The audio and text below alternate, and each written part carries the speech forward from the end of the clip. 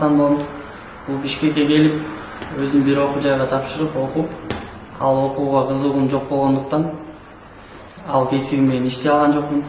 Анан мен Бишкек шаардык иш менен камсыз кылуу кызматына кайрылып, ал жактан эже агайлар көптөгөн кесиптерди мага сунуштап, мен өзүм администраторлук кесипти тандап, ошол жакта окуп бүттүм.